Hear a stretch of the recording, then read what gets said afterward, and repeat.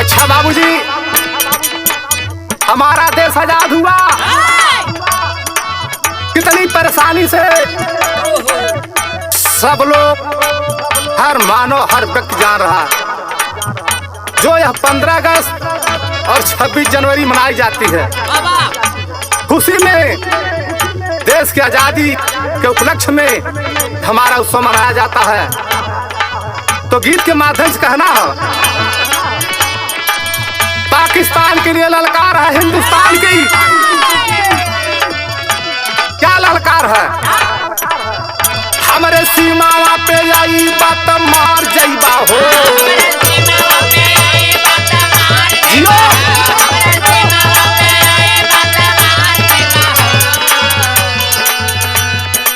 पाकिस्तान वालों,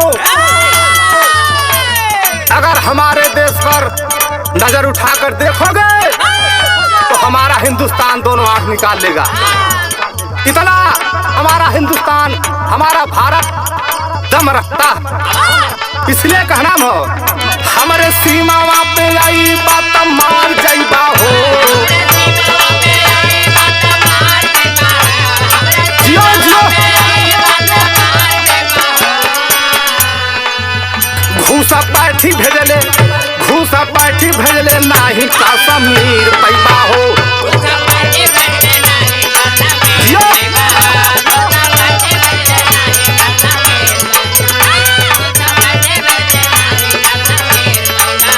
हमारे सीमावा पे आई बात मार जाइबा जियो से।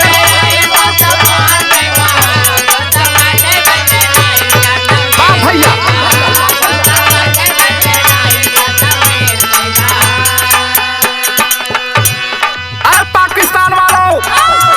याद रख लो कि बार बार घुसपैठी भेजने से हमारा हिंदुस्तान डरता नहीं है। इसलिए कहनाम हो, बार बार हम पे तू हमला करावाला।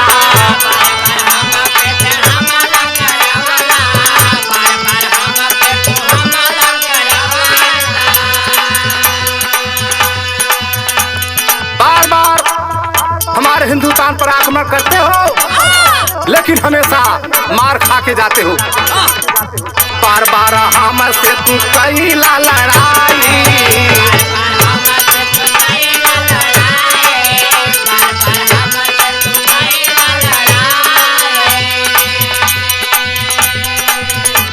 और शिमला समझावा ताके गईला भुलाई।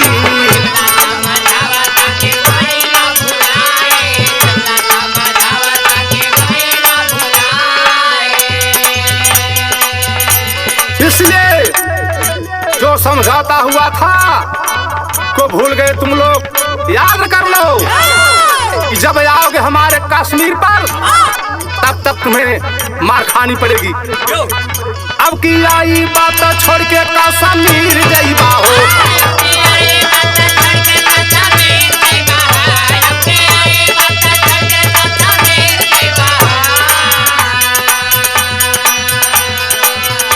घूसा पैठी भेजले नाही कश्मीर पैबा हो। अरे जिया भैया,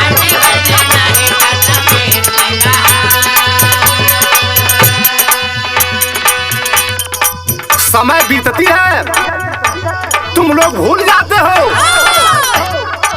इसलिए याद कर लो, बीतल समय कारगिल में आईला।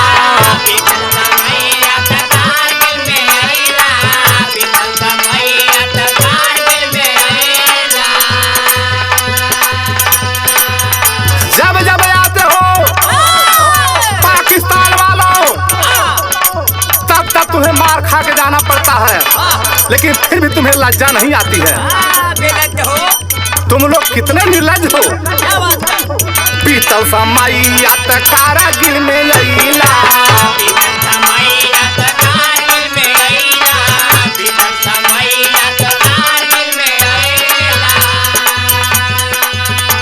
अरे भाई विनाश बहुत तब न लजैला।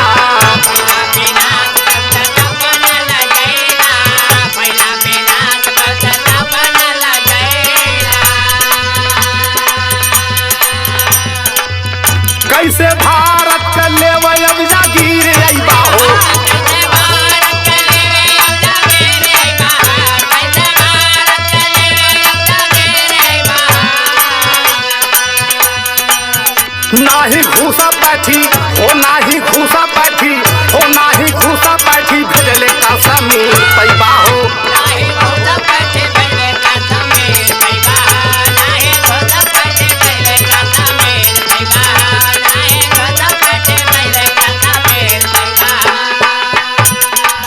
इसलिए विचार कर लो पाकिस्तान वालों, मन से विचार संसद हमला करवाला।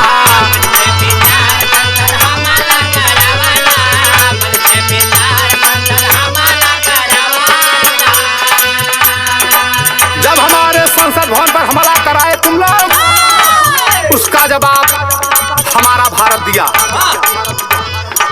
मन से विचार संसद हमला करवाला।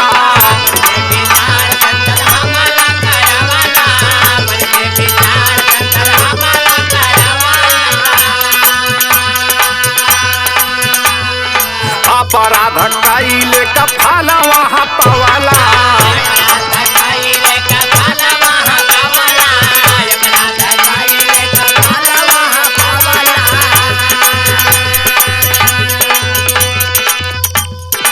बार बार हमला करते हो और बार बार अपनी मृतक शरीर को ले जाते हो। अब काले वया पर मृतक शरीर अइबा हो।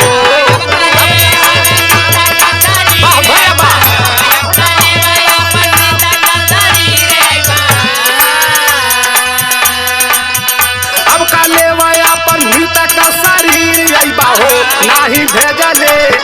नाही भेजले नाही घूसा पैठी भेजले कश्मीर पैबा हो।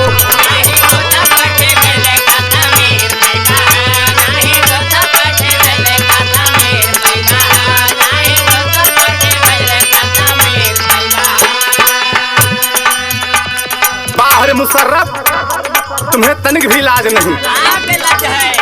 तुम कितने निर्लज और बेलज्ज हो कि अपना ईमान भी छोड़ दे रहे हो। पापी मुशर्रफ के लजीलो न आवे।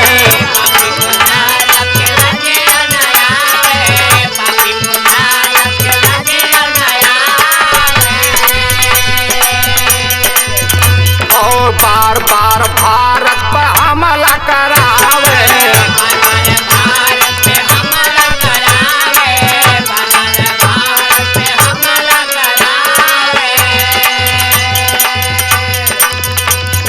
हार गइलत लेवे का नजीर अइबा हो।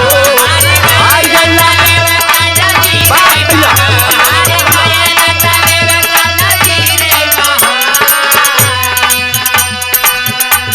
पाकिस्तान वालों, तुम लोगों को लाज नहीं है, इसलिए सावधान हो जाओ। हारी गइला त लेवे का नजीर अइबा हो।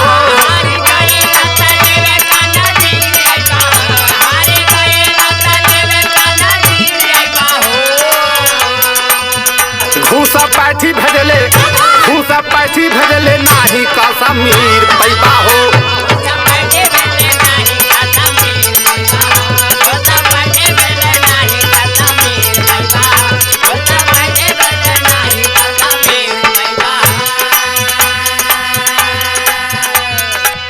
बार बार हमला करवाते हो और बार बार हार कर जाते हो, लेकिन तुम्हारी एक भी नहीं चलने वाली है। हरदम करावाला तू काहे आप मनावा।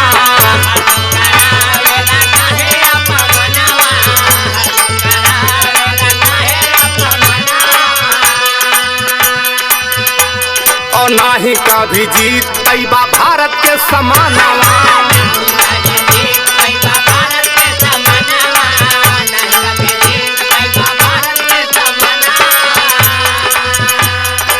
हमारे हिंदुस्तान की ललकार है, भारत की ललकार को सुन लो पाकिस्तान वालों। अपनी हार मान लो, इसी में भलाई है। इसलिए कहना हो हर दम करावाला तू काहे आप मनावा।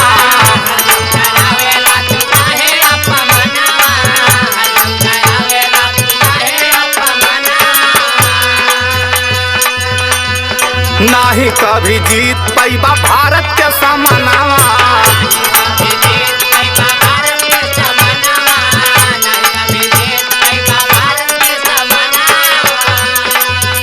कहे तहसीलदार अब का पनीर खैबा हो,